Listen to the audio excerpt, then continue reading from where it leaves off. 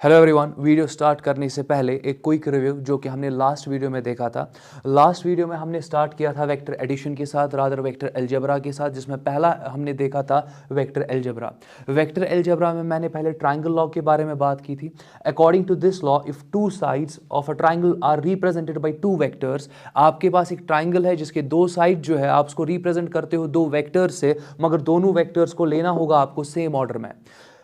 तो जो third side होगा ट्रायंगल का, then the third side of the triangle taken in opposite order. Opposite order में जरूरी है कि आप उसको अपोजिट ऑर्डर में लो, तो वही आपका जो थर्ड साइड होगा वो रिप्रेजेंट करेगा resultant of the two vectors both in magnitude as well as in direction.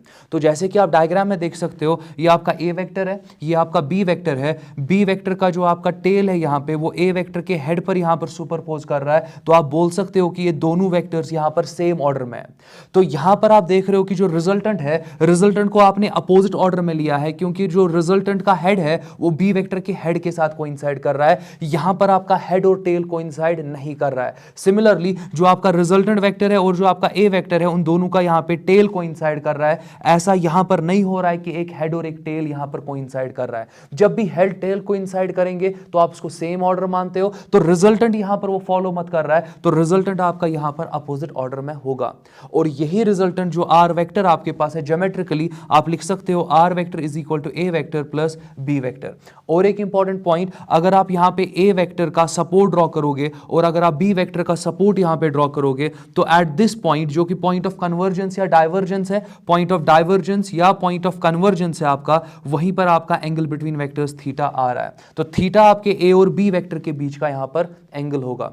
और लास्ट इंपॉर्टेंट पॉइंट यहां पे ये है कि जो आपका रिजल्टेंट है वो आपके बेस वेक्टर के साथ बीटा एंगल बनाता है। पूरा टेक केयर करना है आपको कि जब आप रिजल्टेंट के एंगल की बात करते हो, it is always taken with respect to the base vector. Base vector कौन सा वेक्टर होता है? जिसके साथ रिजल्टेंट का टेल कोइंसाइड करेगा। तो बेस वेक्टर का टेल और रिजल्टेंट का टेल हमेशा कोइंसाइड करेगा, और एग्जैक्टली आप देखोगे कि आपके रिजल्टेंट वेक्टर और बेस वेक्टर के बीच का जो एंगल आपको होता है बीटा, वही बीटा आप इक्वेशंस के थ्रू कैलकुलेट करते हो।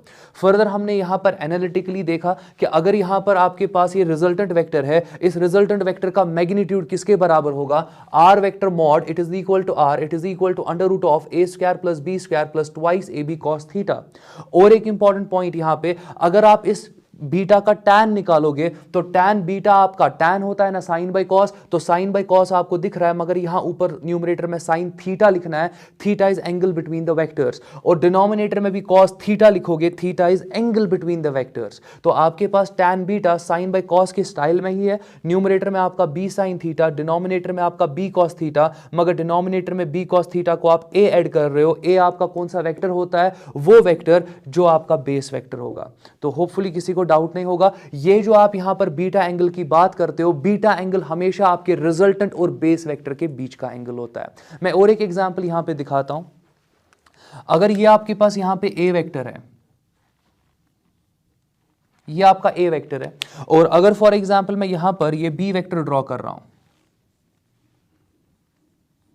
आप देख सकते हो कि आपका जो यहां पे ए वेक्टर है और आपका जो यहां पर बी वेक्टर है, ये सेम ऑर्डर में है, क्योंकि बी वेक्टर का जो टेल है वो ए वेक्टर के हेड के साथ क्या कर रहा है? कोइंसाइड कर रहा है।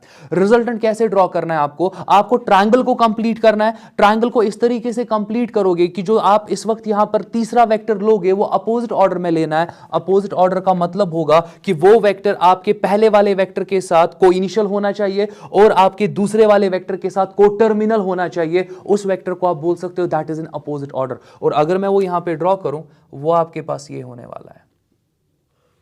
ये आपका यहां पर रिजल्टेंट है ए वेक्टर और बी वेक्टर का, क्योंकि आपने इसको अपोजिट ऑर्डर में यहां पे ले लिया। अब इंपॉर्टेंट पॉइंट यहां पर यह है कि बीटा एंगल कहां पर आप लोगे। अब अगर यहां पर पहले मैं थीटा की बात करता हूं, अगर आप यहां पर ए का सपोर्ट एक्सटेंड करोगे और अगर आप यहां पे बी का सपोर्ट भी एक्सटेंड करोगे, यहां पे सपोर्ट ड्रॉ करोगे, आप सिंपली देख सकते हो कि इस पॉइंट पर आपके यहां पर कन्वर्जेंस और डाइवर्जेंस हो रहा है। ये कन्वर्जेंस है, ये डाइवर्जेंस है, तो ये एंगल यहां पर आपका थीटा होगा, एंगल बिटवीन द वेक्टर्स। और एक इंपॉर्टेंट पार्ट यहां पर, आपका जो रिजल्टेंट है वो तो बेस वेक्टर के साथ एंगल बनाता है, कोइनिशियल होता है, तो ए आपका यहां पर बेस वेक्टर है। अगर ए आपका बेस वेक्टर है तो आप जो बीटा एंगल लोगे वो आपके रिजल्टेंट और बेस वेक्टर के बीच का एंगल होता है, दिस इज बीटा।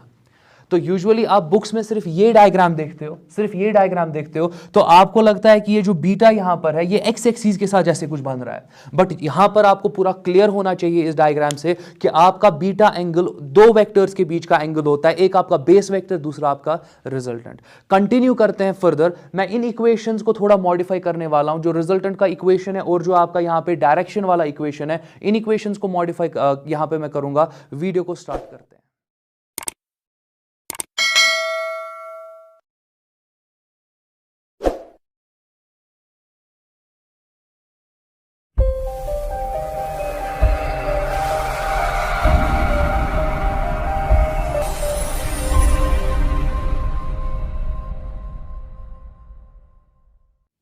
तो जैसे कि हमने देखा कि रिजल्टेंट आपका जो होता है दो वेक्टर्स का, it is R is equal to under root of A square plus B square plus twice A B cos of theta. तो ये आपका, आप देख सकते हो, ये आपका रिजल्टेंट है। और टैन बीटा भी हमने देखा था, मैंने यहाँ पे टैन बीटा देखा था कि आपके पास जो टैन बीटा होता है इट इज इक्वल टू, यहाँ पर आपके पास आता है B sine theta divided by A plus B cos theta.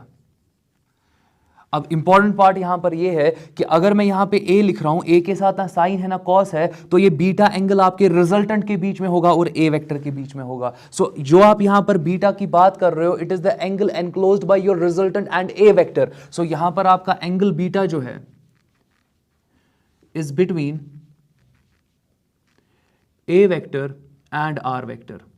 आपको पूरा नॉलेज होना चाहिए कि आपका बीटा एंगल किस किस के बीच में है। कभी कभी आपका बीटा एंगल जो होता है वो बी वेक्टर और रिजल्टेंट वेक्टर के बीच में होता है, तब जाके यही इक्वेशन नहीं होगी, इक्वेशन थोड़ा चेंज हो जाएगी। वो इक्वेशन भी यहां पे लिखता हूं। अगर मैं लिखूंगा टैन, चलो यहां पर अल्फा से रिप्रेजेंट करता हूं, कोई इशू नहीं है। आपको पता है कि अल्फा यहां पर आपको डायरेक्शन रिजल्टेंट का ही देगा, मगर मैं आप इसको लिखता हूं कि tan alpha is equal to A times sine theta divided by B plus A cos theta.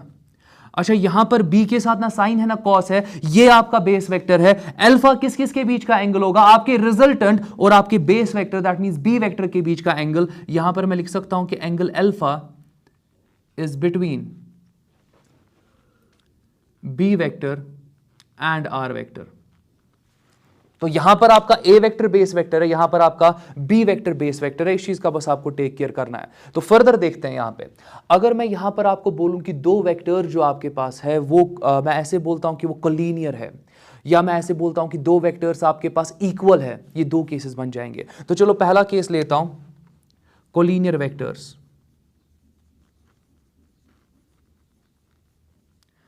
Collinear vectors का मतलब क्या होगा कि एंगल बिटवीन वेक्टर्स 0 डिग्री होगा। दैट मींस आपके पास ए वेक्टर का मैग्नीट्यूड जो है उसको मैं ए मॉड लिख सकता हूं, it is equal to A. B vector का जो मैग्नीट्यूड मैं ले रहा हूं वो मैं बी के बराबर ले सकता हूं, और जो एंगल बिटवीन द वेक्टर्स होगा दैट इज थीटा। थीटा आपको यहां पे 0 डिग्री लेना होगा। अब जरा सब्स्टिट्यूट कर लो इन सारे वैल्यूज को, आप यहां पर इसी इक्वेशन में सब्स्टिट्यूट कर लो। आपका जो रिजल्टेंट यहां पर आएगा R is equal to under root of, आप देख लो यहाँ पे ए स्क्वायर अपनी जगह पे, फिर प्लस आपका बी स्क्वायर अपनी जगह पे, फिर प्लस आपके पास twice A B cos 0 degree आ जाएगा। अच्छा, कॉस 0 डिग्री किसके बराबर होता है? वो 1 के बराबर होता है। आप इक्वेट कर सकते हो उसको इक्वल टू 1। तो आपका जो रिजल्टेंट यहां पर होगा, आपका जो रिजल्टेंट यहां पर होगा R is equal to under root of A square plus B square plus twice A B, और आप इसको लिख सकते हो r is equal to under root of A plus B whole square, क्योंकि A square plus B square plus 2ab वो आप बोल सकते हो कि उसको आप रिड्यूस कर सकते हो इस फॉर्म में, क्योंकि ए प्लस बी का होल स्क्वायर इसी के बराबर होता है। फर्दर यहां पर आपका स्क्वायर और आपका यहां पे रूट कैंसिल आउट हो जाएगा, आपका रिजल्टेंट यहां पर a प्लस बी आ जाएगा। और इस रिजल्टेंट को आप यहां पर आर मैक्सिमम भी बोल सकते हो, क्योंकि यहां पर आपके वेक्टर्स के मैग्नीट्यूड डायरेक्टली ऐड हो रहे हैं। जब आपके वेक्टर, दो वेक्टर जब आपके एक ही डायरेक्शन में होंगे ना, और आपको उन दो वेक्टर्स का रिजल्टेंट निकालना होगा, उन दो वेक्टर्स के मैग्नीट्यूड को डायरेक्टली ऐड करो। अब क्वेश्चन यहां पर यह आ जाता है कि आपके पास ये जो एंगल है, ये जो एंगल आपके पास यहां पर है, ये किसके बराबर आ जाएगा? तो वो दूसरा पार्ट है ना। तो अगेन अगर आप यहां पे tan बीटा इवैल्यूएट करोगे, चलो मैं tan बीटा इवैल्यूएट कर रहा हूं, अब समझो यहां पर, क्योंकि ये पॉइंट बहुत इंपॉर्टेंट है। tan बीटा किसके बराबर आपके पास आएगा, b अपनी जगह पर आपको sin थीटा की जगह पे sin 0 डिग्री लिखना पड़ेगा, डिवाइडेड बाय आपको लिखना पड़ेगा a plus b times cos of 0 degree.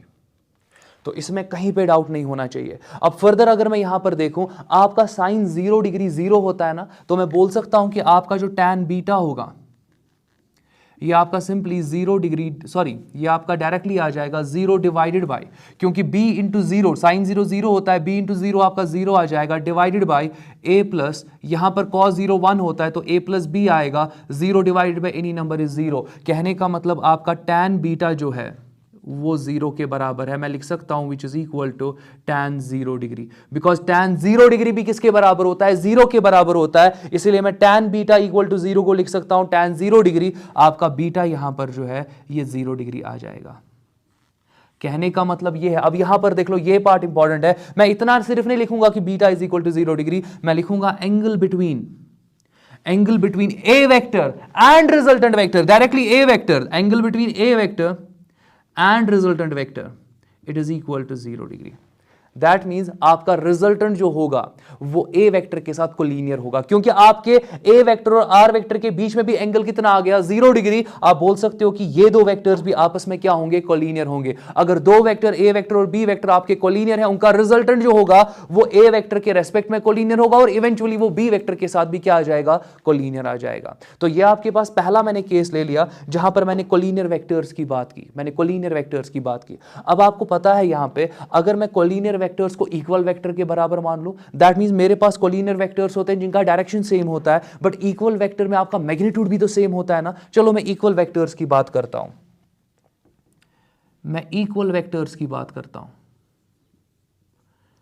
Equal vectors के लिए आपका ए वेक्टर का मैग्नीट्यूड जो होगा वो बी वेक्टर के मैग्नीट्यूड के बराबर होगा, दोनों का मैग्नीट्यूड ए के बराबर ले लो, और आपका अगेन जो एंगल यहां पर होगा वो 0 डिग्री आ जाएगा। फर्दर अगर मैं बात करूं, आपका जो रिजल्टेंट होगा आप लिख सकते हो it is equal to under root of, आपके पास आ जाएगा ए स्क्वायर फिर प्लस ए स्क्वायर, आप देख लो बी स्क्वायर की जगह पर भी क्या लिख लिया, ए स्क्वायर, क्योंकि दोनों का मैग्नीट्यूड सेम है, plus twice A into A आपके पास आ जाएगा कॉस ऑफ 0 डिग्री। तो फर्दर अगर आप रिजल्टेंट देखोगे it is equal to under root of, ये आपका आ जाएगा twice A square plus twice A square, क्योंकि यहां पर आपके पास cos 0 डिग्री 1 के बराबर होता है, तो twice A square plus A square twice A square plus आपके पास 2 इंटू ए वो 2 ए स्क्वायर आ जाएगा। दैट मीन्स आपका जो रिजल्टेंट होगा it is equal to under root of 4 times A square, और इसी को आप लिख सकते हो यहां पर 2a, क्योंकि 4 का अंडर रूट 2 होता है, ए स्क्वायर का यहां पे अंडर रूट ए होगा, मल्टीप्लीकेशन में है, मैं अलग अलग से रूट दे सकता हूं और 2a आपका रिजल्टेंट होगा। अगेन आपका ये रिजल्टेंट मैक्सिमम ही कहलाएगा, क्योंकि आपके जो वेक्टर्स है वो कोलिनियर होते हैं। जब भी दो वेक्टर्स कोलिनियर होंगे आप उन वेक्टर्स को जब ऐड करोगे आपको मैक्सिमम रिजल्टेंट मिल जाएगा। किसी और एंगल पर अगर आप इन दो वेक्टर्स को रखोगे ना, आपको इतना मैक्सिमम रिजल्टेंट नहीं मिलेगा। दो वेक्टर्स है आपके पास, आप चाहते हो मैक्सिमम रिजल्टेंट को हासिल करना, दोनों वेक्टर्स को कोलिनियर रखो। दोनों वेक्टर्स को क्या रखोगे, दोनों वेक्टर्स को आप कोलिनियर रखोगे। चलो मैं कंटिन्यू करता हूं, तो आपका जो आरमेक्स होगा वो ट्वाइस ए के बराबर आ जाएगा। अब आपको पता है कि एंगल तो 0 है ना, तो अगर एंगल 0 है वापस आपका tan बीटा 0 आ जाएगा, वापस आपका एंगल बिटवीन द वेक्टर कितना आ जाएगा, 0। दैट मींस ए वेक्टर और रिजल्टेंट के बीच का एंगल वापस किसके बराबर आ जाएगा, वो 0 डिग्री के बराबर आ जाएगा। तो फिलहाल के लिए मैंने कोलिनियर वेक्टर्स की बात की, मैंने इक्वल वेक्टर्स की बात की, अब मैं यहां पर एंटी कोलिनियर वेक्टर्स की बात करता हूं।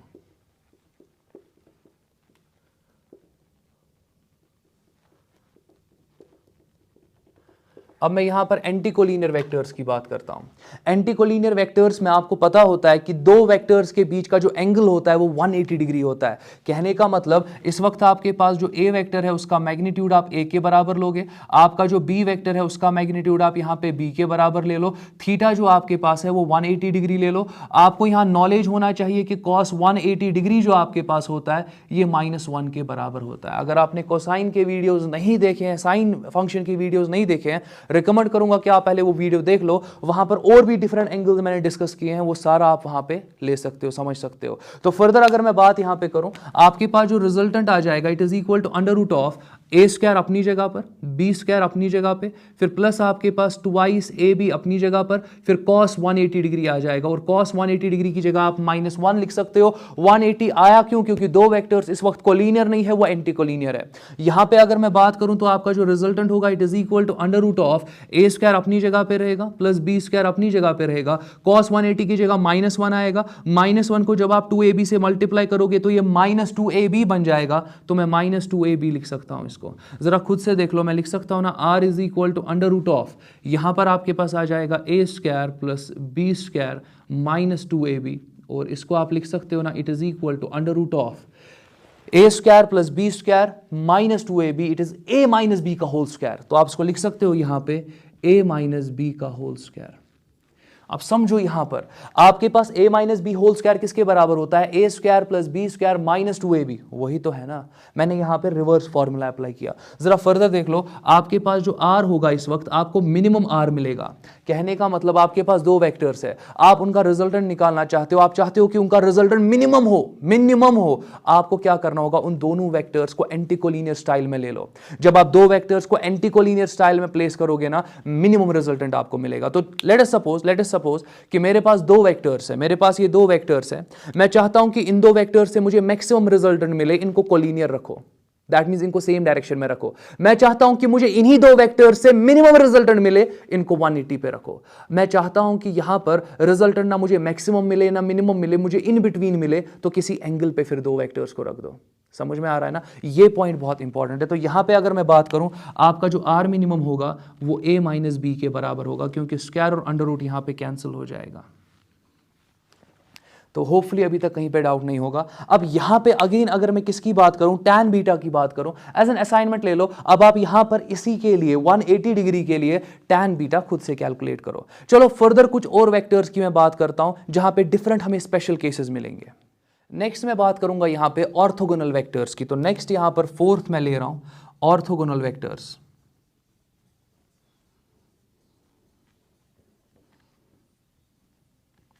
ये बहुत इंपॉर्टेंट पार्ट है आपके लिए। ऑर्थोगोनल वेक्टर्स वो वेक्टर्स होते हैं जो आपस में 90 डिग्री पे प्लेस्ड होते हैं।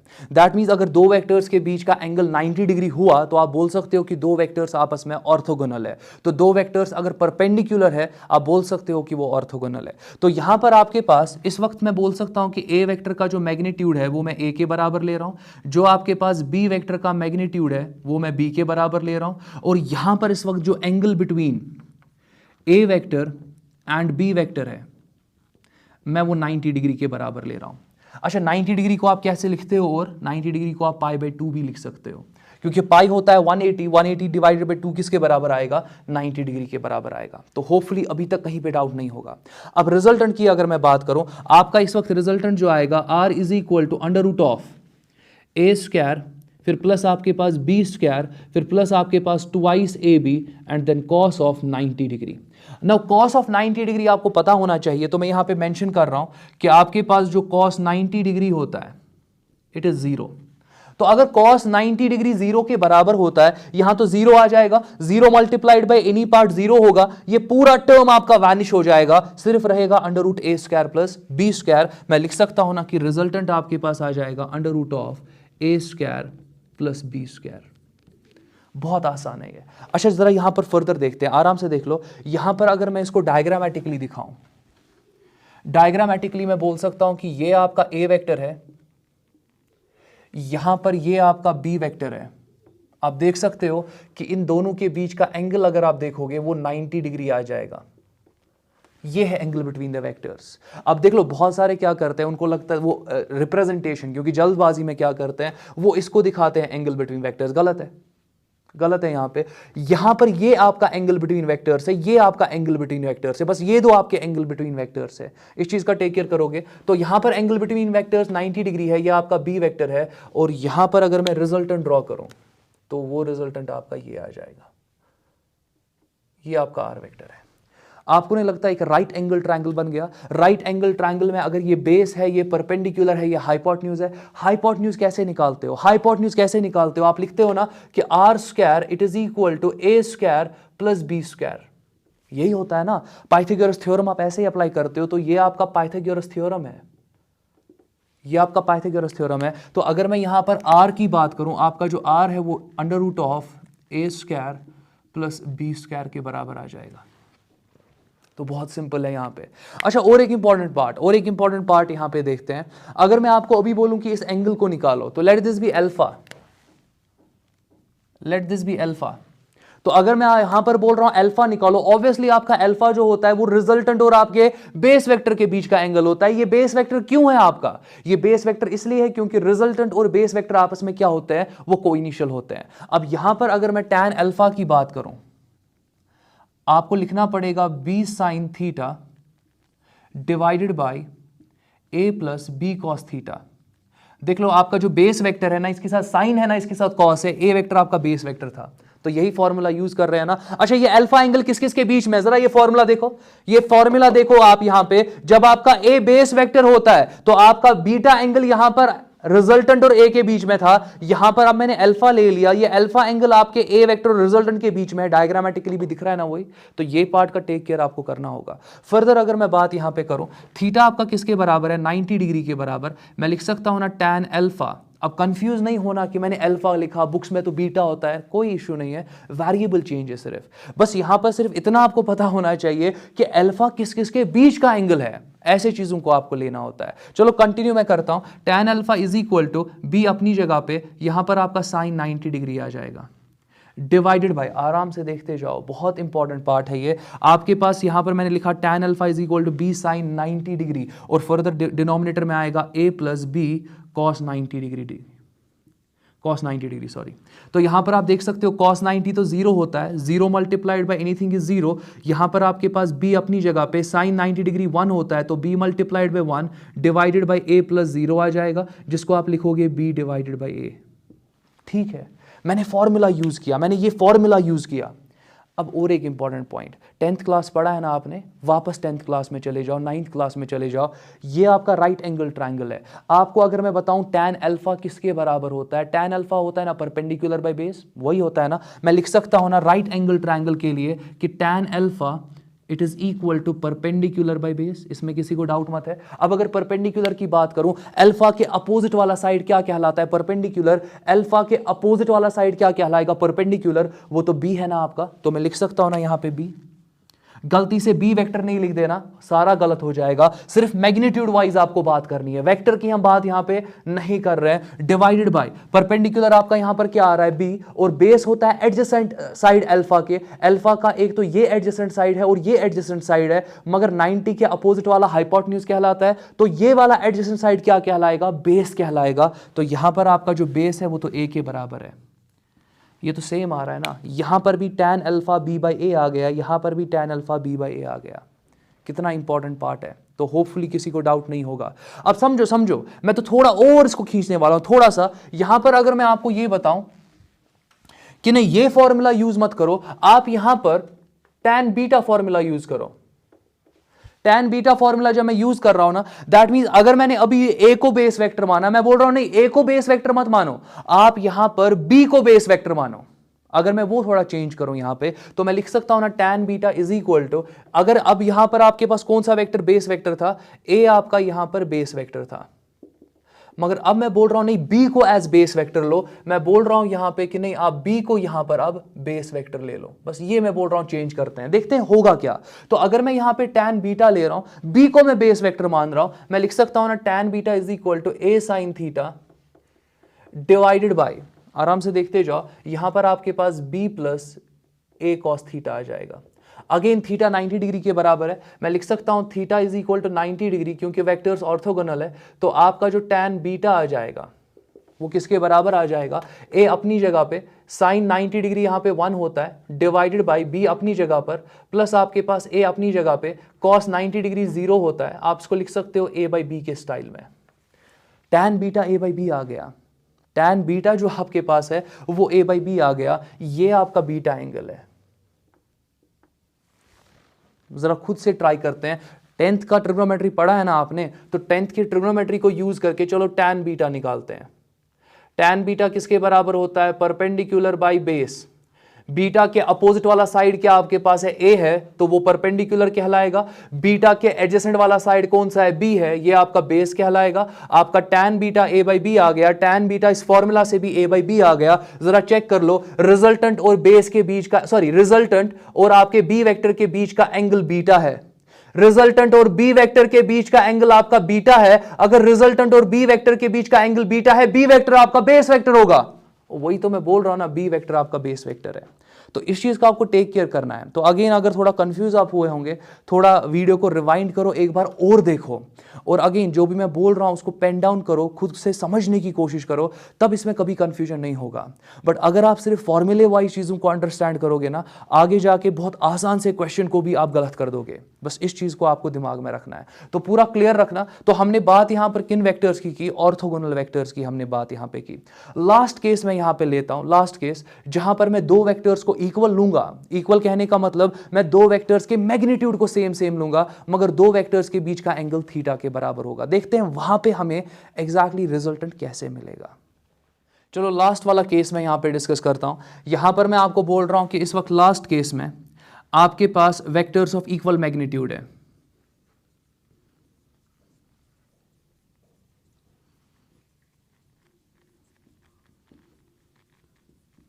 ये केस सबसे ज्यादा इंपॉर्टेंट है, बहुत ज़्यादा इंपॉर्टेंट केस है, क्योंकि ये आपके 11th क्लास में ग्रेविटेशन वाले चैप्टर में बहुत सारे क्वेश्चंस आप देखोगे, वहाँ पे ये वाला पार्ट यूज़ होगा। 12th में जब आप इलेक्ट्रोस्टैटिक्स पढ़ते हो, वहाँ पर आपको बहुत ज़्यादा क्वेश्चन सुपरपोजिशंस पे आ जाते हैं, फोर्सेस वगैरह पे आ जाते हैं, तो वहाँ पर ये पार्ट बहुत इंपॉर्टेंट बन जाता है। तो अगेन ये आप समझ सकते हो कि हम एक ट्रिक के फॉर्म में यहाँ पे चीज़ों को समझेंगे। मैं जो रिजल्ट यहाँ पे निकालूंगा, अच्छे से इसको आप मेमोराइज करोगे, अच्छे से आप उसको दिमाग में रखोगे। कभी भी उस ऐसे सिचुएशन को देखोगे तो हमेशा रिजल्ट को डायरेक्ट यूज़ किया करोगे, फॉर्मूला को फिर वहाँ पे यूज़ नहीं किया करोगे। चलो मैं दिखाता हूं। यहां पर मैं बोल रहा हूं कि वेक्टर्स का मैग्नीट्यूड इक्वल है, तो इस वक्त मैं बोल सकता हूं कि ए वेक्टर का मैग्नीट्यूड जो है वो बी वेक्टर के मैग्नीट्यूड के बराबर है, दोनों का मैग्नीट्यूड ए के बराबर है, तो कोई इशू है नहीं। मगर अभी मैंने ये नहीं बोल रहा हूं कि दो वेक्टर्स इक्वल है, दो वेक्टर्स इक्वल नहीं है, दो वेक्टर्स का मैग्नीट्यूड इक्वल है, तो दो वेक्टर्स के बीच में कुछ ना कुछ एंगल होगा। अगर दो वेक्टर के बीच का एंगल भी जीरो कर दो ना, तब इक्वल वेक्टर्स बन जाएंगे। बट अभी मैं यहां पे बोल रहा हूं कि angle between A vector and B vector is theta, तो एंगल बिटवीन वेक्टर अभी आपके पास थीटा है। चलो सॉल्व करते हैं। यहां पे आपके पास जो रिजल्टेंट यहां पर होगा, जो आपके पास यहां पे रिजल्टेंट होगा, it is equal to under root of, आप लिख दोगे A square plus B square की जगह पर भी ए स्क्वायर आएगा, फिर plus twice A into A आ जाएगा, और यहां पर आप कॉस थीटा लोगे। कॉस जीरो नहीं लेना है, मैंने इक्वल वेक्टर तो डिस्कस करा पहले, अब ये इक्वल वेक्टर्स हम नहीं डिस्कस कर रहे हैं, हम बस वो दो वेक्टर्स को डिस्कस कर रहे हैं जिनका मैग्नीट्यूड सेम है, मगर वो किसी एंगल पर सिंपली सिचुएटेड है। तो यहां पर वो एंगल थीटा ही रह रहा है, थीटा यहां पर मैं जीरो नहीं ले रहा हूं, मैं इक्वल वेक्टर्स की बात नहीं कर रहा हूं, मैं उन वेक्टर्स की बात कर रहा हूं जिनका मैग्नीट्यूड सेम है। चलो फर्दर कंटिन्यू करता हूं। आपका जो रिजल्टेंट आएगा, it is equal to under root of, यहां पर आप लिख सकते हो ना, ये आपका आ जाएगा ट्वाइस ए स्क्वायर, फिर प्लस आपके पास twice A square cos theta आ जाएगा। तो होपफुली अभी तक कहीं पे डाउट नहीं होगा। जरा कंटिन्यू मैं करता हूं, मैं इसको लिख सकता हूं R is equal to under root of, देख लो मैं यहां पर ट्वाइस ए स्क्वायर कॉमन निकाल सकता हूं, ब्रैकेट में 1 प्लस कॉस थीटा आ जाएगा। आराम से देखते जाओ, इसमें कहीं पे डाउट नहीं होना चाहिए। चलो फर्दर यहां पर मैं बोलता हूं आपको कि आपने पढ़ा होता है कि cos of 2 theta it is equal to twice cos square theta -1, ये तो पढ़ा होता है। अगर मैं यहां पर -1 को ट्रांसपोज कर दूं, ये आपके पास बन जाएगा ना cos 2 theta plus 1 it is equal to twice cos square theta.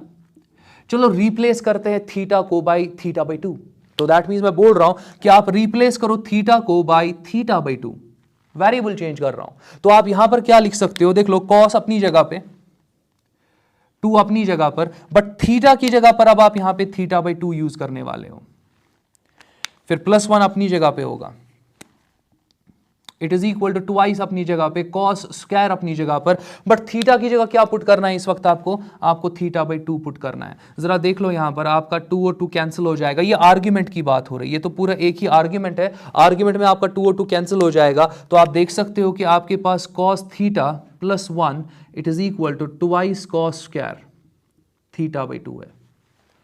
तो हो गया अभी तक। अब जरा आराम से देखते जाओ, आपका जो रिजल्टेंट यहां पर होगा, it is equal to under root of 2 अपनी जगह पर, ए स्क्वायर अपनी जगह पर, 1 plus cos theta, 1 plus cos theta twice cos square theta by 2 के बराबर होता है। तो twice cos square theta by 2 यहां पर आप सब्सटीट्यूट कर लोगे तो होपफुली कहीं पे डाउट नहीं होगा। मैं लिख सकता हूं कि r is equal to under root of, ये 2 है, ये भी 2 है, मैं इसको लिख सकता हूं ना 2 square multiplied by A square multiplied by cos square theta by 2। आप चेक कर सकते हो ये तीनों की तीनों टर्म्स मल्टीप्लीकेशन में है, तीनों की तीनों टर्म्स पर यहां पर 2 पर भी स्क्वायर है, ए पर भी स्क्वायर है, कॉस स्क्वायर थीटा बाई 2, मतलब हर किसी टर्म पे, हर किसी मैं बोल सकता हूं कि यहां पर हर किसी टर्म पे आपका यहां पर स्क्वायर प्रेजेंट है। तो आप क्या कर सकते हो, आप कॉमन स्क्वायर ले सकते हो, उस कॉमन स्क्वायर को अंडर रूट के साथ कैंसिल कर सकते हो, आपका जो रिजल्टेंट आपको मिलेगा यहां पे,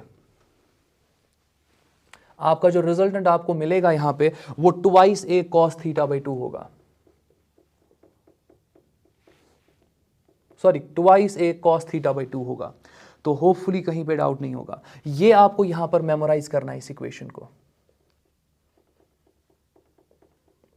आप चेक कर लो यहां पर मैग्नीट्यूड डबल है मगर साथ में cos थीटा बाई 2 का फैक्टर है, cos थीटा नहीं है, cos थीटा बाई 2 का फैक्टर है यहां पे। तो आप देख सकते हो अगर दो वेक्टर्स है, दोनों वेक्टर्स का मैग्नीट्यूड 5 के बराबर है, उनके बीच का एंगल 90 डिग्री है, तो आप क्या करोगे, आपके दो वेक्टर्स का मैग्नीट्यूड है ना सिंपली वहां पर सॉरी दोनों वेक्टर्स का मैग्नीट्यूड 5 है ना आपका, तो आप यहां पे 2 इंटू 5 लिख दोगे, दो में से किसी एक वेक्टर का मैग्नीट्यूड लिखना है, दोनों का सेम है तो 2 इंटू 5 लिख दोगे। फिर एंगल था 90 डिग्री, 90 को हाफ करो तो वही आपको यहां पे cos 45 से फिर मल्टीप्लाई करना होगा, क्योंकि आपको एंगल को हाफ करना है, फिर उसका cos लेना है और वो आपको 2a के साथ यहां पर मल्टीप्लाई करना है। मैं एक एग्जांपल भी लूंगा बट ये बहुत इंपॉर्टेंट पार्ट है यहां पे। अच्छा जरा यहां पर और एक पार्ट देखते हैं, एंगल tan बीटा की मैं बात करता हूं।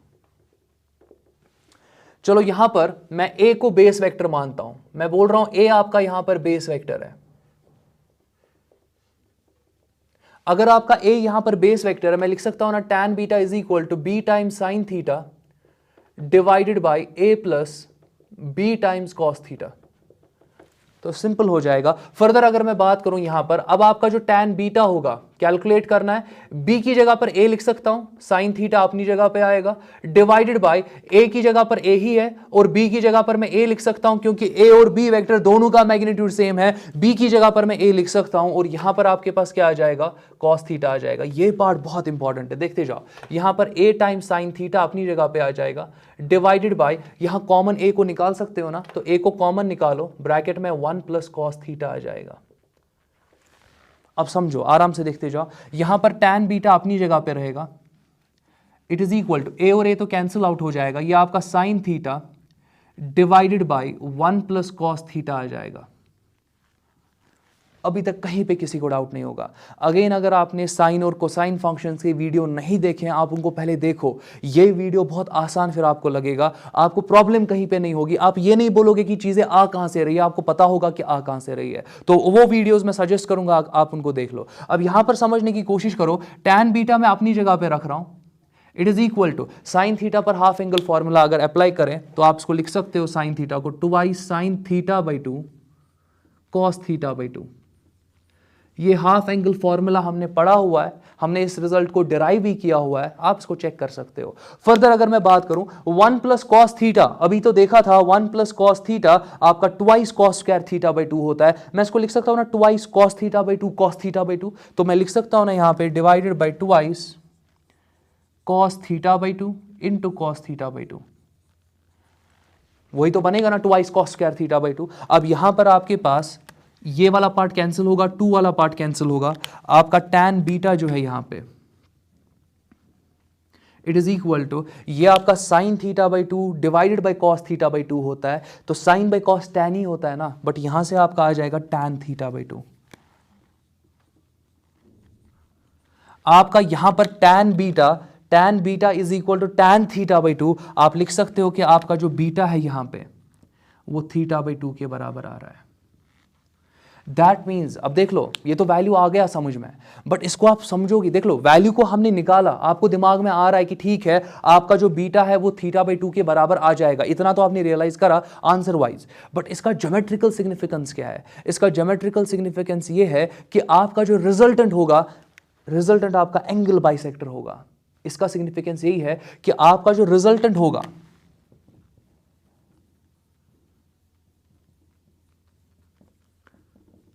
Will be angle bisector. Resultant आपका क्या होगा, वो एंगल बाइसेक्टर होगा। डायग्रामेटिकली चीजों को समझने की कोशिश करते हैं।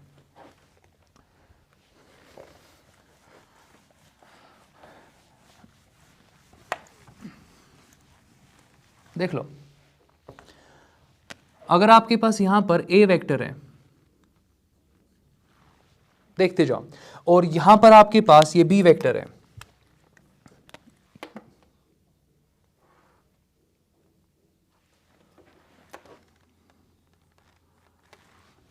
दोनों के बीच का एंगल आपको पता है ना कैसे निकालना है। आप यहां पर क्या कर सकते हो, सपोर्ट को ड्रॉ कर सकते हो, यहां पर भी आप क्या कर सकते हो, सपोर्ट को ड्रॉ कर सकते हो। तो ये आपका एंगल बिटवीन द वेक्टर्स यहां पर थीटा होगा, कोई इश्यू नहीं है। बट यहां पर अब मैं क्या कर रहा हूं, मैं बोल रहा हूं कि ए वेक्टर का मैग्नीट्यूड और बी वेक्टर का मैग्नीट्यूड सेम सेम है।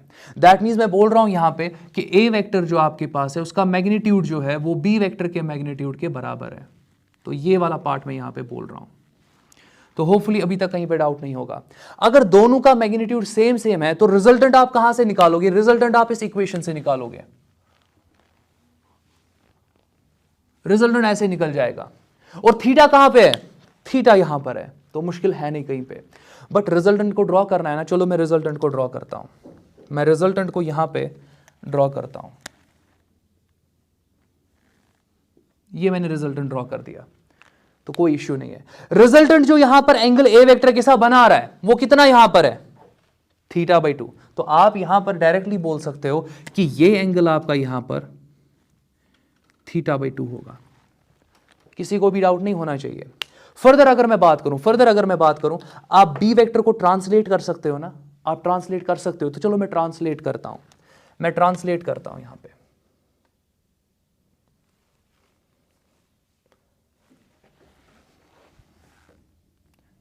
मैंने बी वेक्टर को ट्रांसलेट कर दिया, तो इसमें तो किसी को इश्यू होना नहीं चाहिए। अगर मैंने बी वेक्टर को ट्रांसलेट करा, आपको पहले ही पता है कि ए वेक्टर और बी वेक्टर के बीच का एंगल थीटा है, तो ये पूरा एंगल क्या होगा, ये थीटा होगा।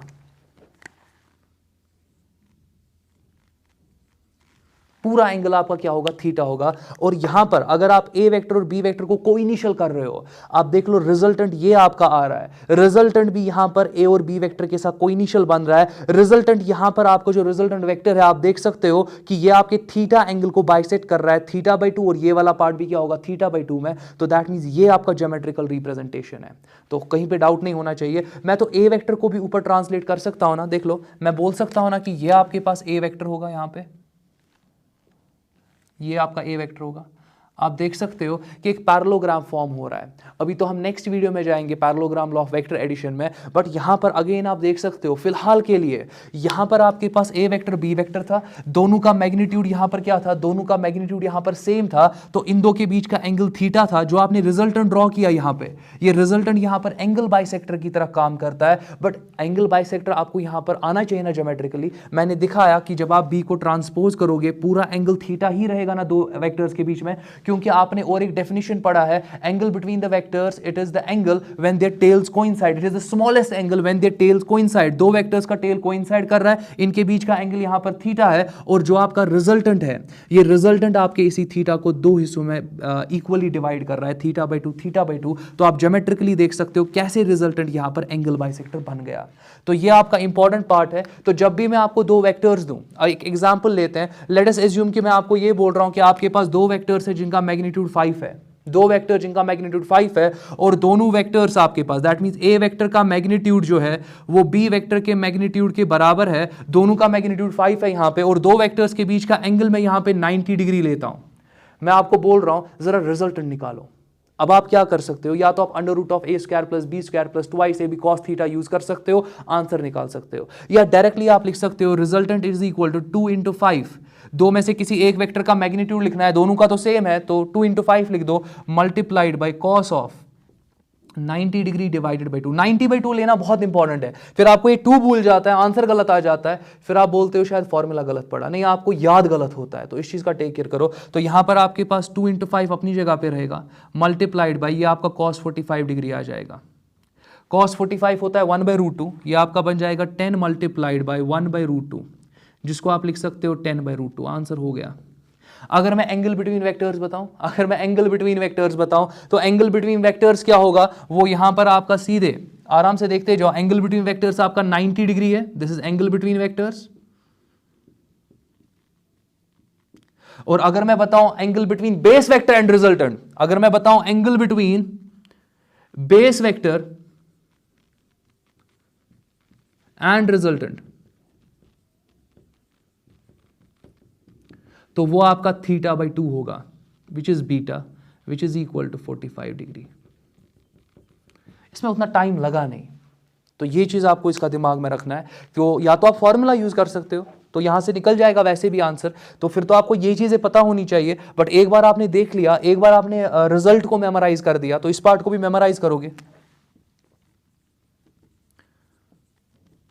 फिर टाइम नहीं लगेगा, फिर टाइम यहां पे नहीं लगेगा। तो आज के लिए इतना काफी है। नेक्स्ट वीडियो में मैं parallelogram law of vector addition लेने वाला हूं और कुछ इंपॉर्टेंट प्रॉपर्टीज पढ़ेंगे वेक्टर एडिशन की, जिसमें आपके पास आ जाती है फॉर एग्जांपल एसोसिएटिव प्रॉपर्टी आ जाती है, कम्यूटेटिव प्रॉपर्टी आ जाती है, आइडेंटिटी प्रॉपर्टी आ जाती है, वो सारी प्रॉपर्टीज को डिस्कस करेंगे। बट आज के लिए इतना काफी, टेक केयर।